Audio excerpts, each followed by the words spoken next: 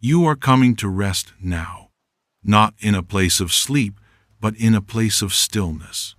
Let the world outside of this moment soften at its edges.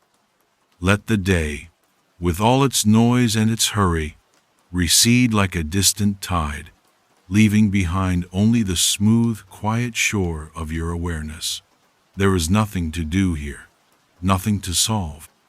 You are simply here, in this quiet, and that is enough. Feel the gentle pull of this quiet, a soft and steady gravity drawing you down into a place of deep and profound peace. Your breath is the only anchor you need, a slow, silent rhythm. Inhale and feel the air as a cool, clean presence. Exhale and feel a letting go, a gentle release. Each breath is a quiet footstep, carrying you further away from the clamor of the waking world and deeper into the sanctuary of this moment. You are not entering a dream. You are entering the space from which dreams are born. Welcome to the Whispering Archive. There is no door here. You are simply here. You have arrived. The air itself tells you this. It is cool and clean, carrying a scent so pure it is almost the absence of scent. It is the fragrance of ancient stone, of still air, and a faint electrical whisper of ozone, like the air after a distant thunderstorm has washed the world clean. The atmosphere is one of profound, reverent silence. Not an empty silence, but a full one. A silence that holds everything. It is a place that exists outside of time, a vast repository where sound itself comes to rest. The space around you is immense, a perfect circle, a library of impossible scale. The floor is a seamless expanse of dark, polished marble, so dark it seems to drink the light, reflecting only a soft, milky haze. Looking up, you can perceive no ceiling, only a vast, soft darkness that feels as infinite as a night sky without stars. The library is lit by a silver luminescence, a gentle, sourceless glow that seems to emanate from the very air, from the stone itself, casting no sharp shadows, only soft, gentle gradients of gray and silver. It is a light that does not intrude, but merely reveals. And all around you, in concentric circles that spiral out into the soft, infinite distance, are the shelves. They are carved from the same dark marble as the floor, rising to heights that the eye cannot measure. They are not filled with books. Instead, resting upon countless small, dark velvet cushions are the echoes, millions of them, billions perhaps, tiny, crystalline spheres, each one unique, each one a universe of sound held in perfect, silent suspension. This is the work of this place. This is the work of the oralist. And now you can feel a presence, not a character in a story, but a guide. A quiet, solitary soul whose entire existence is devoted to this gentle preservation. Their presence is felt not in a footstep, for their feet make no sound on the cool marble, but in the faintest whisper of movement. A soft gray robe, the color of twilight mist, rustles with a sound like sighing breath. It is the only sound in this entire vast space.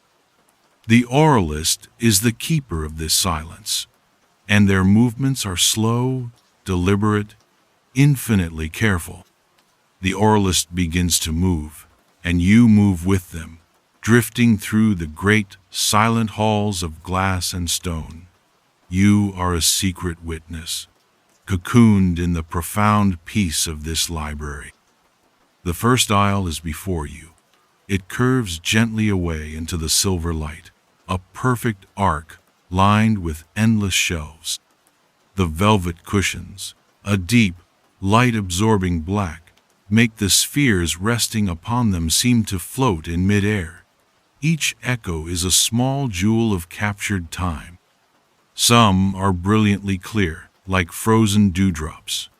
Others are milky and opaque, their secrets held deep within. They pulse with a soft internal light, a kaleidoscope of colors that shift and swim as you drift past. A sphere of deep, impossible blue rests next to one of soft, rose-petal pink. A globe of emerald green, veined with gold, sits beside a sphere of pure, pearlescent white. The Auralist's movement is a study in tranquility. There is no destination, no hurry. The journey through the aisle is the purpose itself. Each step is a meditation. The soft rustle of the robe is a constant, calming whisper in the vast stillness. You pass shelf after shelf, each one a museum of moments.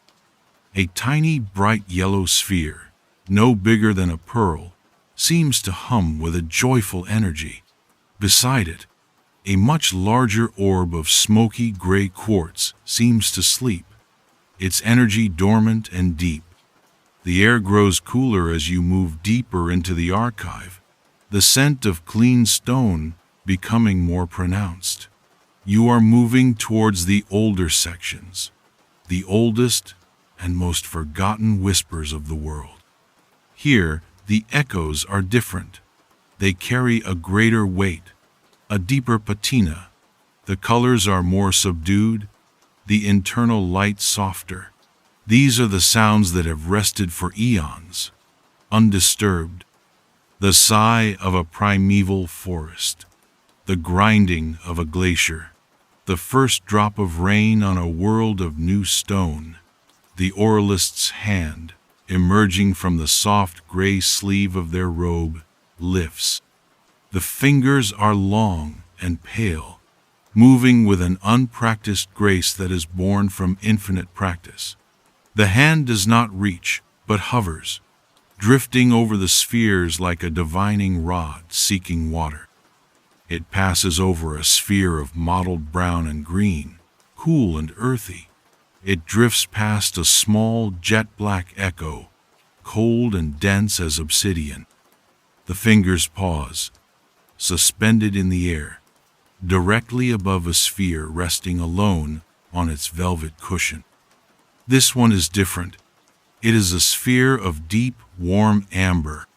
Within its translucent depths, tiny, fiery inclusions of gold and crimson seem to swirl in a slow, hypnotic dance, like embers in a dying fire. It seems to radiate a gentle, almost imperceptible warmth, a silent invitation. The Auralist's fingers descend, slowly, carefully. They do not grasp the echo, but gently brush against its surface. The touch is reverent. The sphere feels ancient. Its surface is not perfectly smooth, but textured with a million microscopic fissures, like old hardened resin. It feels organic, natural, as if it were bled from some ancient mythical tree and hardened over millennia. For a long moment, the Auralist's hand simply rests there, feeling its dormant life, its captured story. Then, with infinite care, the fingers close around the sphere.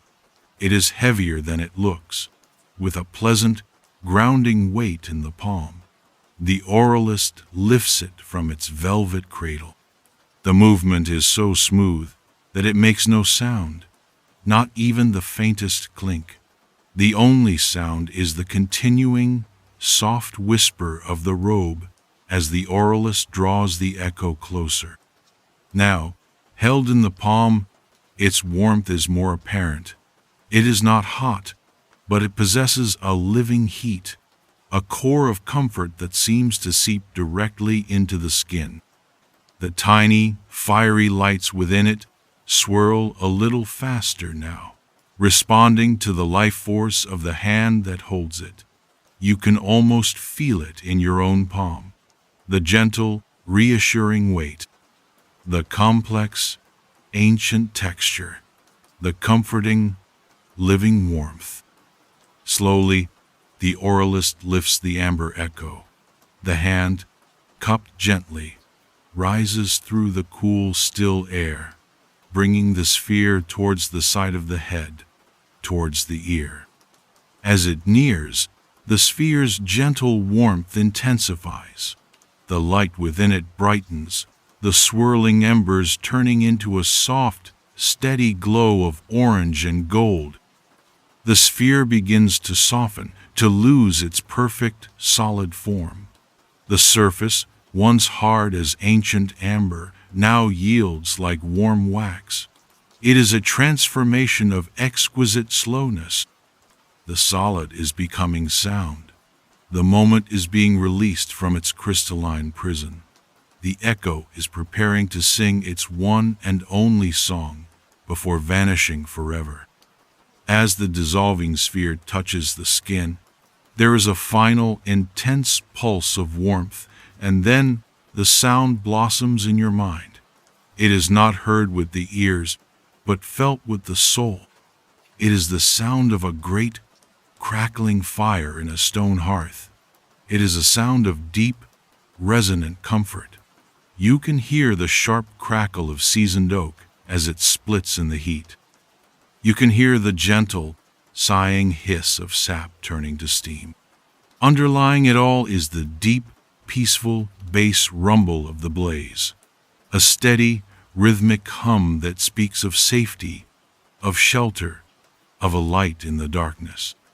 It is the sound of 1,000 winter nights, of stories told in the firelight, of hands warmed against the cold. The sound is so clear, so pristine, you can almost feel the radiant heat on your face, smell the faint, pleasant aroma of wood smoke. For a perfect, eternal moment, you are there, cocooned in the warmth of that forgotten fire, safe from any storm. And then, as gently as it began, the sound fades. The crackling softens to a whisper. The deep rumble subsides. And all that is left is the echo of warmth in the profound silence of the archive. The oralist's hand remains by their ear for a moment longer, honoring the space the sound has left behind. Then, slowly, it is lowered. The palm is empty. The amber echo is gone. It has returned to the ether, its one perfect moment shared and now released forever. On the velvet cushion where it once rested, there is now only an empty space, waiting for a new sound to settle. The air feels changed, softer somehow, imbued with the memory of that gentle fire. The oralist stands motionless, a pillar of gray in the silver light. The silence that returns is even deeper than before, enriched by the memory of the sound it now holds.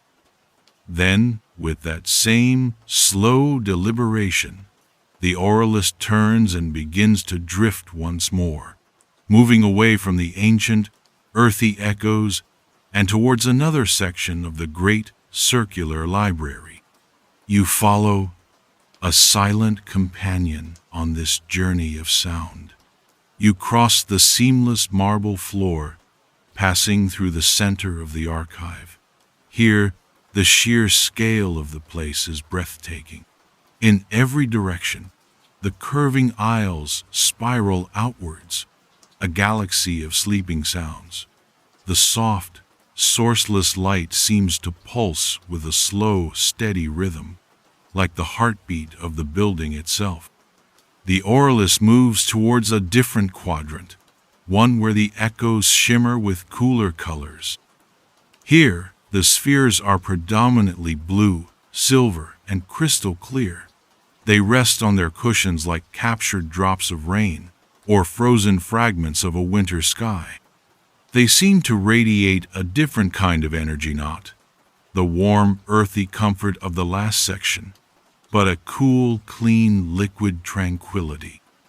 The air here is noticeably cooler, and the scent of ozone is sharper, purer. The oralist glides down a new aisle, a silent river of soft gray fabric flowing through a canyon of crystalline blue. Again, the hand lifts. It drifts over the spheres, a pale moth in the silvery light. It passes over a large orb of deep sapphire, which hums with a low, resonant frequency.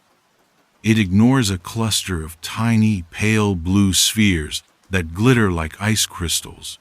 The fingers pause, hovering over an echo of perfect, startling clarity.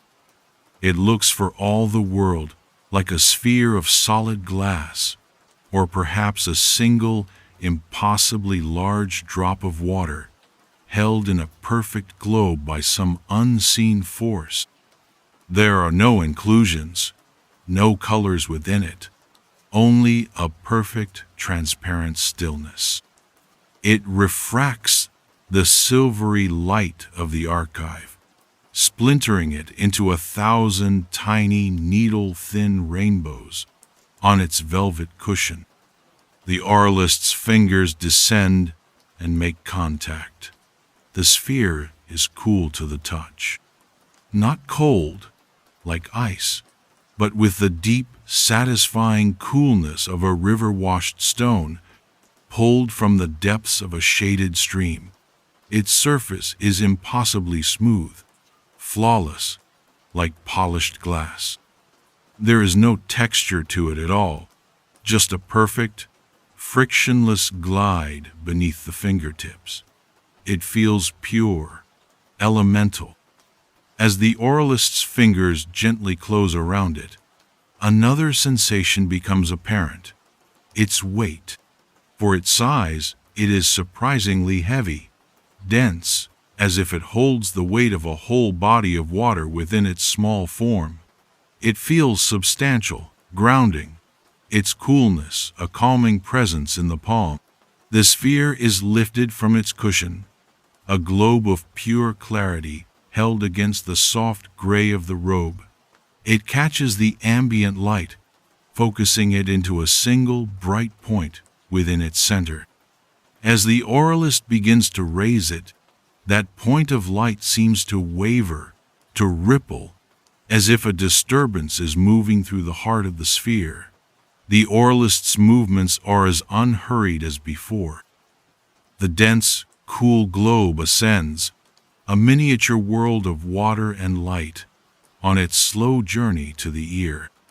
As it approaches, the coolness it radiates seems to intensify, bathing the side of the face in a refreshing chill.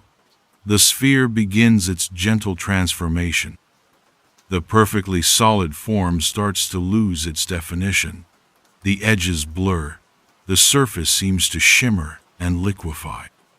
It is no longer a solid sphere of crystal, but a globule of pure water, miraculously holding its shape. It is dissolving not with heat, but with a kind of resonant acceptance. The light within it fractures into a liquid dance of shimmering refractions. The physical form is surrendering, preparing to release its captured essence back into the world. And as the last of its form melts away, the sound arrives. It is the gentle, rhythmic drumming of rain on a tin roof. The sound is pristine, delicate. You can hear each individual drop as it makes contact, a soft, percussive pitter-patter that is at once random and perfectly rhythmic. Some drops are heavier, landing with a soft, resonant tap. Others are lighter, a barely there whisper of moisture. The sound is close, intimate, as if you are lying safely tucked in a dry, cozy room, listening to the gentle storm outside. There is no wind, no thunder, only the pure, clean sound of the rain itself. It is a sound of cleansing, of renewal, a sound that washes the world clean and asks for nothing in return. It fills the silence of the archive with its gentle, persistent rhythm, a soothing lullaby composed by the sky. It speaks of quiet afternoons, of introspection, of the simple, profound beauty of a gray day. The rhythm is hypnotic, steady, a liquid pulse that calms the mind and soothes the spirit. For a timeless moment, this gentle drumming is the only reality. Then, as softly as a cloud passing, the sound begins to fade. The drumming becomes sparser, the rhythm slows. A final single drop lands with a soft tap, and then silence returns. But it is a different silence now, washed clean, refreshed, holding the memory of that gentle, cooling rain. The oarless hand, now empty, is lowered once more. The cool weight is gone, replaced by a lingering sensation of clean, damp air against the skin. The clear echo has vanished, its gift of tranquility delivered. The velvet cushion that held it is empty and dark. The oralist does not pause for as long this time. There is a sense of flow, of moving from one state of being to another. A turn, a whisper of fabric, and the journey continues. You drift away from the aisles of cool blue and silver, moving towards a section of the library that feels different yet again. The light here seems softer, more diffuse. The echoes that line these shelves are muted in color, tending towards shades of cream, bone white, and soft, dusty gray. They have a quiet, scholarly feel to them. These are the sounds of solitude, of concentration, of quiet, human endeavor. The air here is still and holds no particular scent, only the profound neutrality of the archive itself. It is a space for contemplation. The oralist slows, gliding to a stop before a shelf lined with dozens of milky, opaque spheres. They do not shine or glitter, but rather absorb the light, glowing with a soft, internal luminescence like alabaster lamps. They seem humble, unassuming, their secrets held closely within. The oralist's hand drifts over them, a shadow passing over the soft, glowing orbs. One in particular seems to draw the eye. It is the color of old parchment, a creamy, off-white sphere about the size of a smooth, round pebble. It is not perfectly uniform in color. Faint, almost imperceptible lines, like the laid lines in handmade paper, are visible just beneath its surface. The pale fingers make contact. The sphere's surface is a surprise.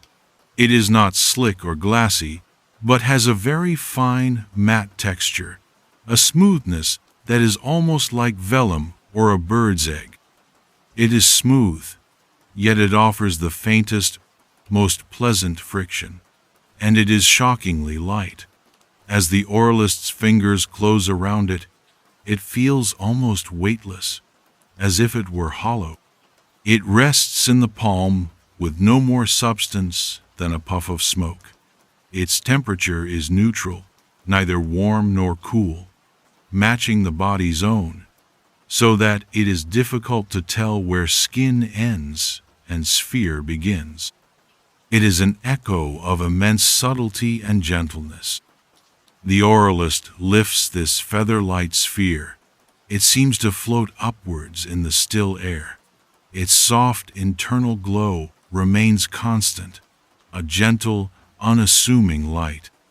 Held against the gray robe, it looks like a single, captured pearl of thought. The journey to the ear is slow, reverent. This echo feels fragile, precious, as if a sudden movement might shatter its delicate existence. Its weightlessness is a curious sensation, a feeling of holding something that is barely there at all. As it nears the temple, it seems to be absorbed by the silence, its form beginning to thin and grow translucent. It does not melt or liquefy like the others, but seems to unfurl. The solid form slowly rarefies, its substance turning into pure potential, its matte surface becoming as thin and ephemeral as a whisper. It dissolves into the air from which it came. The sound that is released is one of ultimate subtlety. It is the turning of a single page in a vast, quiet room. The sound is so delicate it is almost below the threshold of hearing. First, the soft, papery whisper as a finger and thumb gently lift the corner of the page.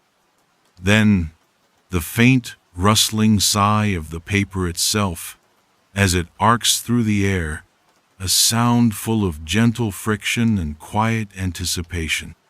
Finally, the soft, settled hush as the page comes to rest against its fellows. That is all. A single, small, deliberate action suspended in a universe of silence. It is the sound of knowledge, of patience, of the quiet pursuit of wisdom.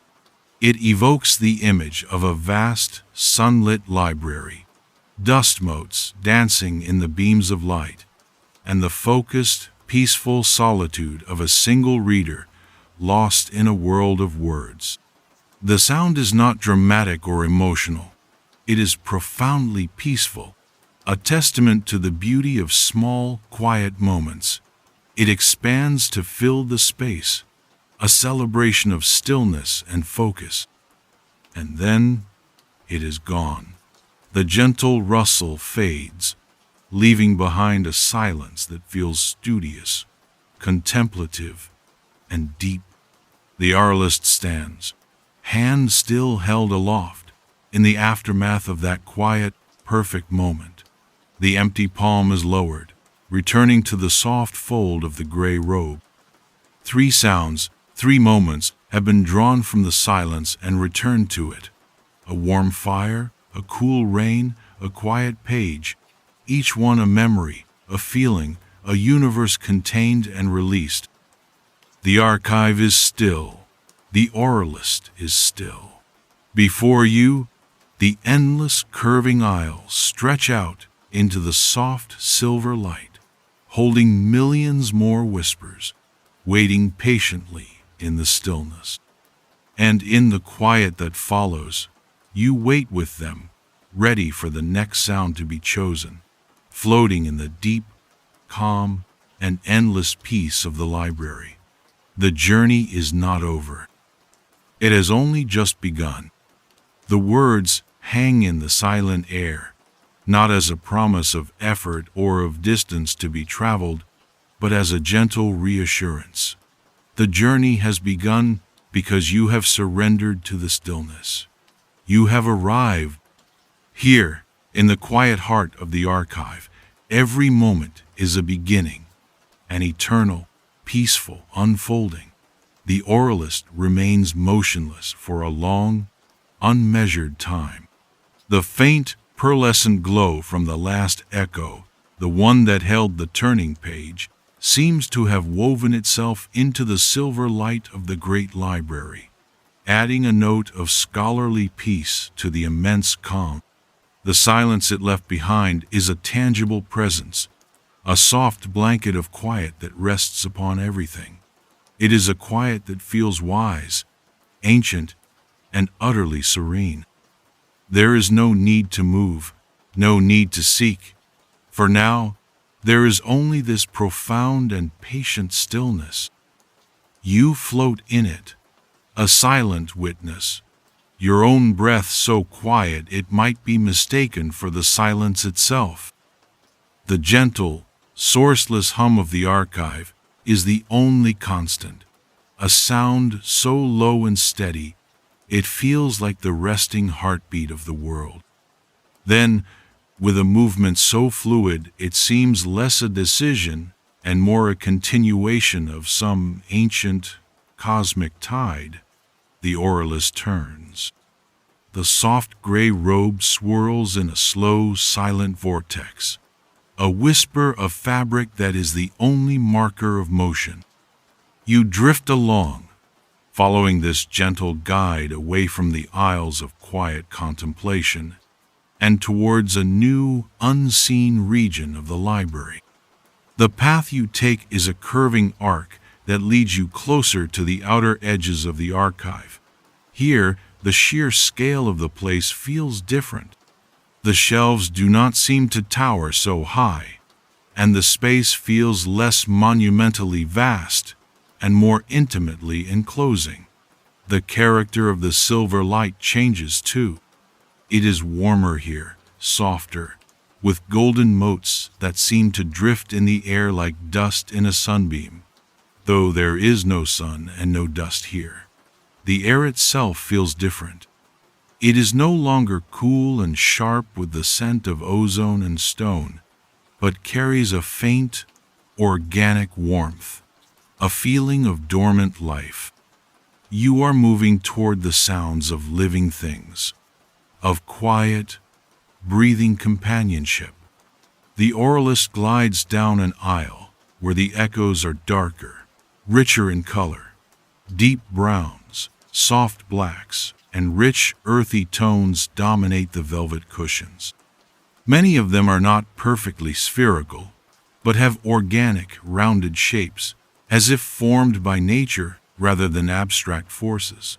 One sphere looks like a perfect, smooth riverstone, dark and gray. Another has the rich, layered texture of polished wood, its rings telling a silent story.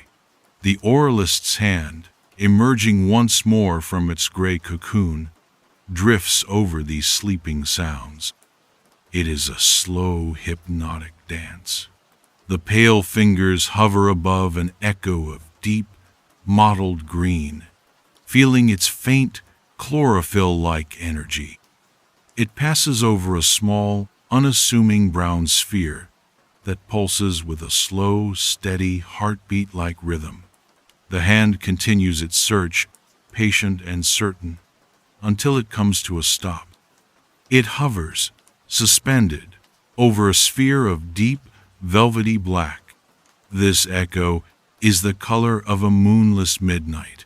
It is almost perfectly non-reflective, seeming to drink the soft golden light that falls upon it. Its surface, however, is not uniform. Woven throughout the deep black are impossibly fine threads of shimmering silver, creating a pattern like the subtle stripes of a black cat's fur, visible only when the light catches them just so. It seems to exude a palpable aura of warmth, a deep and steady comfort that you can feel even from a distance. The auralist's fingers descend, making contact with the surface. The texture is a surprise. It is not smooth and hard like the others, but has a soft, yielding surface, like dense velvet or thick, well-brushed fur. It is a texture that invites a gentle touch. And the warmth is undeniable, a living heat that radiates from its core, the kind of warmth that comes from a living body curled up in sleep.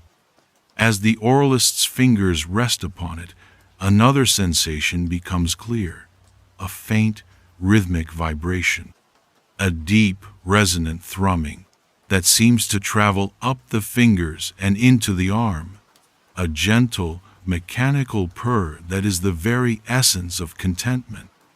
The echo is so deeply comforting, so full of quiet, peaceful life. The hand closes around it, the soft, warm surface yielding slightly to the gentle pressure. It is of a medium weight, a reassuring presence in the palm. The tiny vibrations continue, a constant, soothing rhythm against the skin. Lifting it from its cushion, the auralist draws the sphere of living warmth and resonant vibration closer. The soft, fur-like texture is a constant, pleasant sensation. The gentle thrumming seems to grow slightly stronger, responding to the touch, a sleepy acknowledgement of the connection. The sphere is raised, a ball of captured comfort traveling through the soft, warm air. As it nears the ear, its warmth spreads across the skin, a comforting blanket of heat. The vibrations intensify, becoming not just a feeling, but the promise of a sound. The velvety sphere does not melt or dissolve in the same way as the others. Instead, it seems to unravel, its fine silver threads and deep blackness loosening, transforming into pure, resonant energy. It thins out, becoming a cloud of warm, vibrating darkness, and then it flows into the mind. The sound is a deep, continuous purr. It is a sound that is felt as much as it is heard, a resonant, rhythmic rumble that seems to vibrate deep within your own chest. It is the sound of pure, unadulterated feline contentment. You can hear the slight, fluttering intake of breath and the long, rumbling exhalation that defines its peaceful rhythm. It is a sound completely devoid of tension, of worry, of anything but the present moment, of absolute comfort and safety. The purr is so clear, so close, you can almost feel the soft weight of a sleeping cat curled up beside you, its rhythmic vibrations a natural lullaby. It is the sound of a warm lap, a soft blanket, a trusted companion. It is a simple sound, and yet it holds a universe of peace. It speaks a language older than words, a language of trust and gentle affection. The deep, steady rumble washes over you, smoothing out the edges of your thoughts, calming the rhythm of your own heart, inviting you into its state of effortless peace. The sound continues, a steady, soothing engine of tranquility, filling the silence of the archive with its gentle, living song. Then, ever so slowly, the purr softens. The deep rumble fades to a gentle hum, then a faint vibration, and then it is gone. Silence returns, but it is a warmer silence now, a more companionable silence, holding the lingering feeling of that soft, comforting presence. The oralist's empty hand is lowered, but the feeling of warmth seems to remain in the palm for a moment longer. On the velvet cushion, another empty space marks the sharing of a perfect, simple moment. A moment of quiet companionship, given freely, and now returned to the ether. The oralist stands for a while in this isle of living sounds, a silent guardian in the warm golden light. The journey must continue, for the archive is infinite, and the night is deep. With a soft rustle of gray cloth, the guide turns and drifts back towards the central part of the library, leaving the warmth behind and moving towards a different kind of energy. You follow, floating through the grand, silent halls. You pass aisles where the echoes are a riot of brilliant color, joyful sounds of laughter, and music held in silent suspension. You pass aisles where the spheres are gray and indistinct, holding the sounds of thought and complex machinery. The journey itself is a meditation. The sheer, endless variety of the echoes is a testament to the infinite tapestry of existence. Each sphere is a life, a moment, a universe. The oralist drifts on, a steady, calming presence, moving with a purpose that is clear but unhurried. The destination is a section where the air grows cooler again, but not the sharp, clean coolness of the rain echo. This is a different kind of coolness, ancient and wild. The air smells faintly of damp earth and deep woods, of pine needles and wind. Here, the shelves are lined with echoes in shades of deep forest green, earthy brown, and sky blue. These are the sounds of the wilderness, of places untouched by human hands. The oralist slows, hand outstretched, drifting down an aisle that feels like a forest path. The pale fingers skim over the spheres, sensing their untamed energy. They pause over a sphere of deep emerald green, so dark it is almost black. Within its depths, faint white lines swirl and eddy, like currents of wind made visible. It is a sphere that seems to hold a great, sighing breath within it. The oralist's fingers touch the surface. It is cool, and its texture is rough and intricate, like the bark of an ancient pine tree. It is not an unpleasant roughness, but a complex, grounding texture that speaks of age and resilience. You can feel the tiny ridges and valleys of its surface, a miniature landscape under the fingertips. It feels solid, ancient, and deeply rooted. As the oralist's hand closes around it, it feels dense and solid, its weight reassuring. And as it is held, a faint scent is released into the air.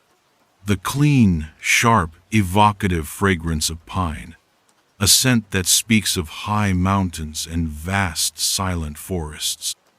The sphere is a multi-sensory experience, a fragment of a wild place captured and held in stillness. With that same infinite care, the oralist lifts the sphere of forest green. Its rough texture is a unique sensation against the palm as it is raised through the cool, pine-scented air. The swirling white lines within it seem to move faster now, a miniature tempest growing within the sphere's heart. As it approaches the ear, the sphere begins to transform. Its rough, bark-like surface smooths out, and its solid form becomes translucent, like a piece of sea glass. The deep green color thins and spreads, dissolving into a mist of color and scent. The form gives way, releasing its long-held secret. The sound that blooms is the sigh of wind through a vast forest of pine trees. It is a sound that is both immense and intimate. You can hear the deep, low moan of the wind as it moves through the valley, a sound of profound, ancient loneliness. But within that larger sound, you can hear the delicate whisper and hiss of the wind as it brushes through thousands upon thousands of pine needles. It is a soft, shushing sound, a natural white noise that is infinitely complex and deeply soothing. It is the sound of solitude, but not of loneliness. It is the sound of nature's own breath, a slow, eternal rhythm of air and trees. You can almost feel the cool, clean air on your skin, smell the sharp scent of pine and damp earth. The sound speaks of immense, silent spaces, of time moving at the pace of growing trees and shifting mountains.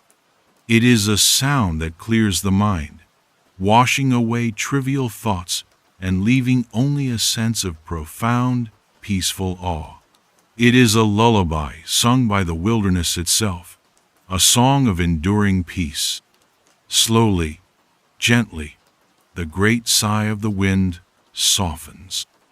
The deep moan fades into the distance, and the whispering hiss of the needles grows fainter and fainter, until at last there is only the deep, listening silence of the archive once more.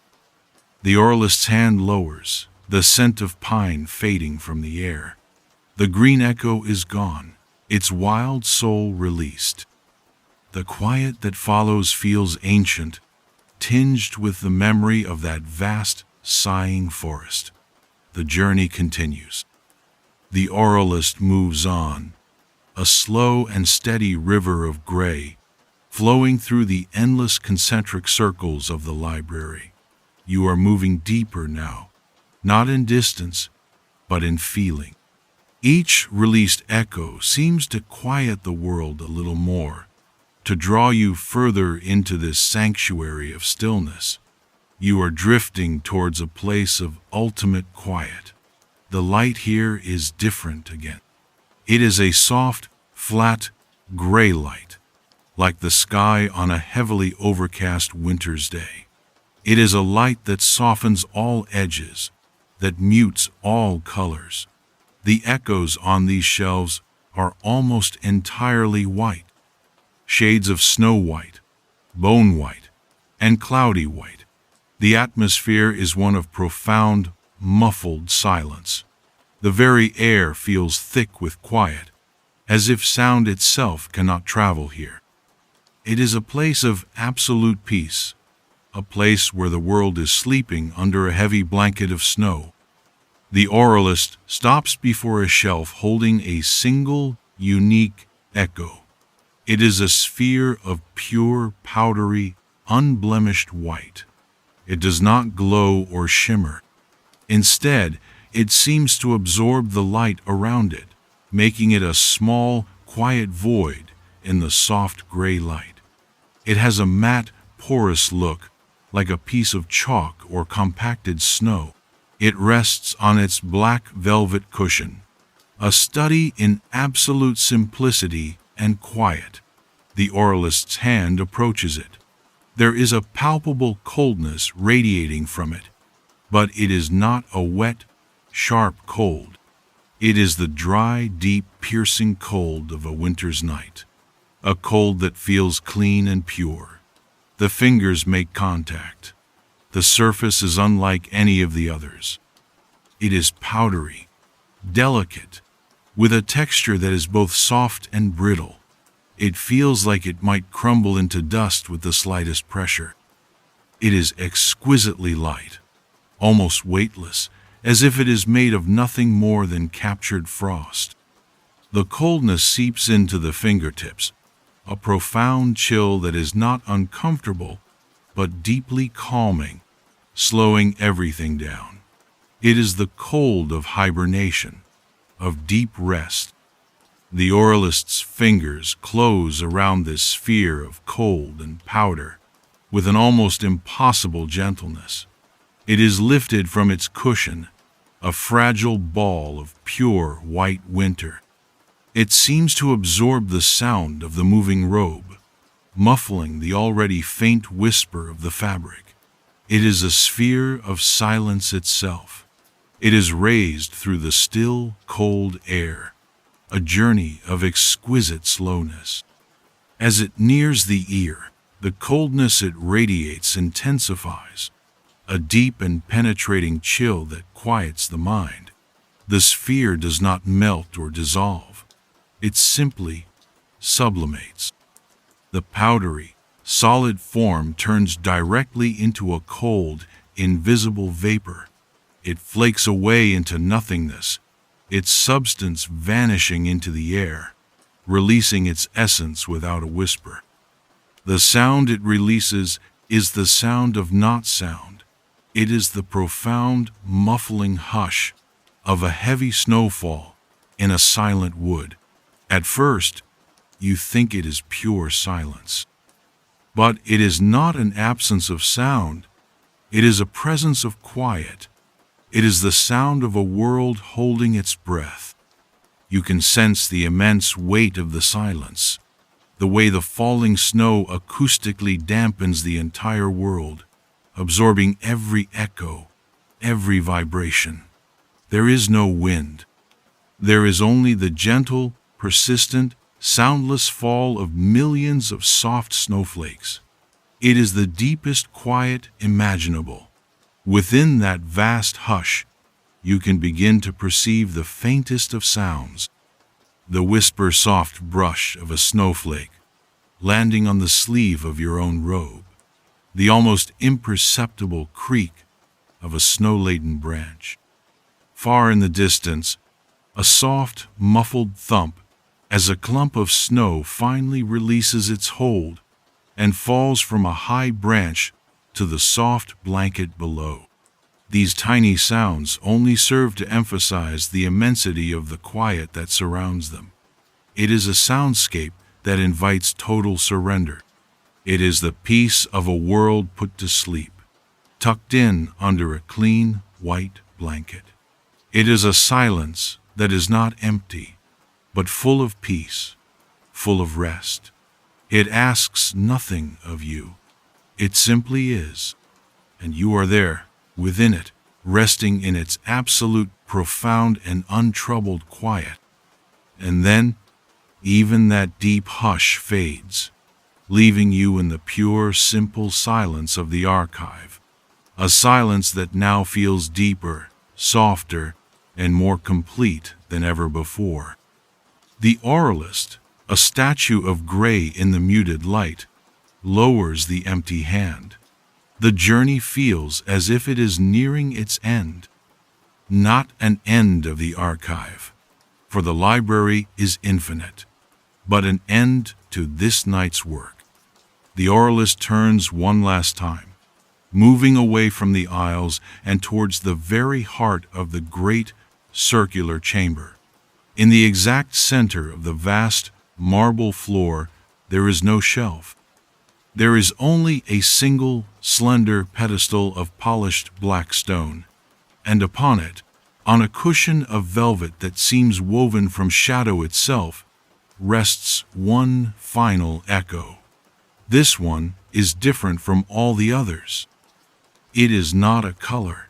It is a perfect, flawless mirror, a sphere of pure reflection. As you approach, you do not see a sphere, but a perfect, miniature, curved reflection of the endless library around you. It holds the infinite shelves, the soft silver light, the gray form of the oralist, all within its tiny, perfect surface. It is an echo that holds everything and nothing.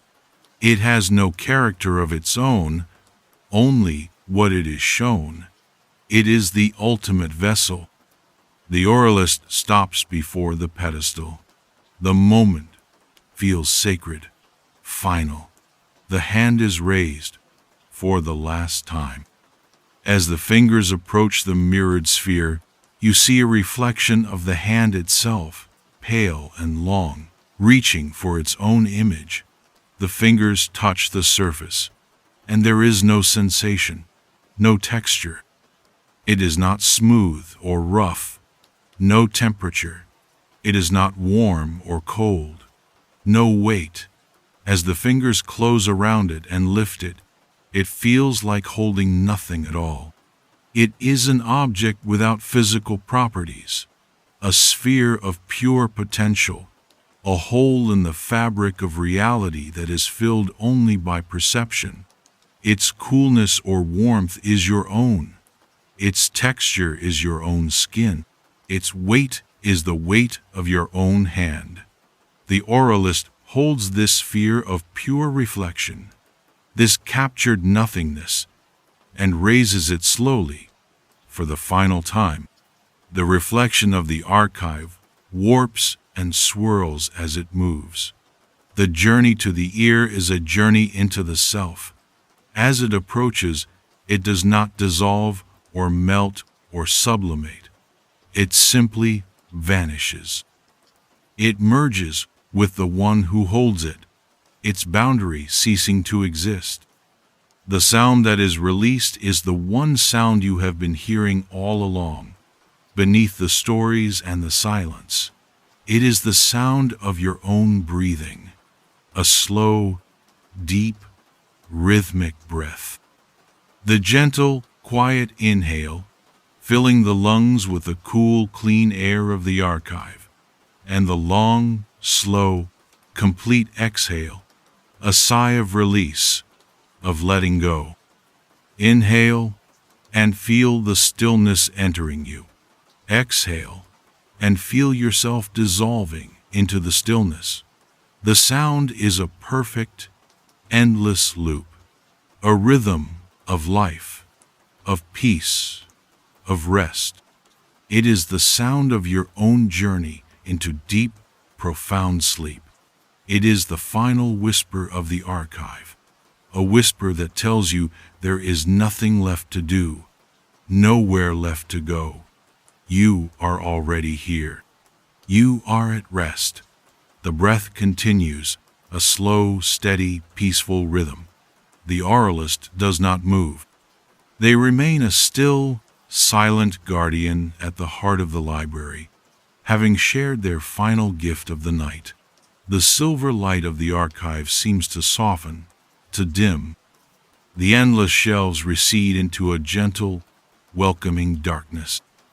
All that remains is the vast, peaceful silence, and the sound of your own breathing, carrying you down, down, down, into a soft and dreamless sleep. Rest now.